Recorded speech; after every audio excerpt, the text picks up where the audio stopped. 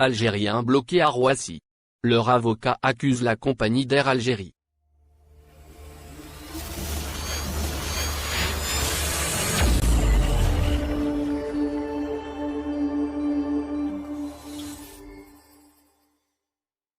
Le dénouement du bras de fer qui oppose Air Algérie à 27 voyageurs algériens bloqués à l'aéroport de Roissy depuis bientôt un mois pourrait venir de la justice française. Chacune des deux parties campe en effet sur ses positions. Air Algérie demande aux voyageurs algériens de repartir au Royaume-Uni. La compagnie a proposé de prendre en charge leurs billets d'avion Paris-Londres. Les voyageurs bloqués veulent rentrer en Algérie.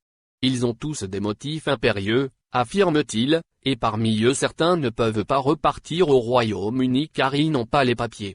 Face à cette situation de blocage, les voyageurs algériens ont décidé de porter plainte en France via une procédure en référé liberté, une procédure d'urgence qui permet d'obtenir un jugement dans un délai de 48 heures. 2 avocats ont été sollicités. Selon le site français Mediapart, l'affaire sera plaidée ce mardi 23 mars devant un tribunal français. Le média français a rencontré Alexandre André, l'un des avocats qui va plaider l'affaire pour le compte des voyageurs algériens bloqués.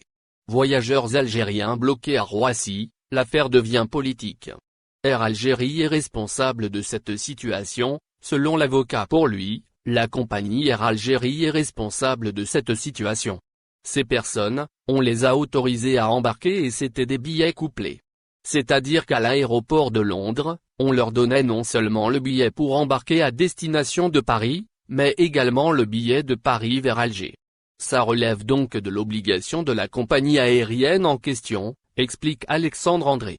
Selon l'avocat des voyageurs algériens, Air Algérie aurait dû les bloquer à Londres et ne pas les laisser venir à Paris. Si elle les avait bloqués à Londres, aujourd'hui, ces personnes ne seraient pas dans un tel état, a-t-il ajouté.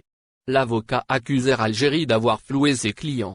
Il affirme que la compagnie aérienne algérienne a vendu les billets des 27 voyageurs bloqués à d'autres personnes. La réalité est qu'on parle de surbooking, de surbookage. Ces billets ont été vendus à d'autres personnes, explique-t-il. Alexandre André souligne que d'autres voyageurs ont été autorisés à embarquer vers l'Algérie.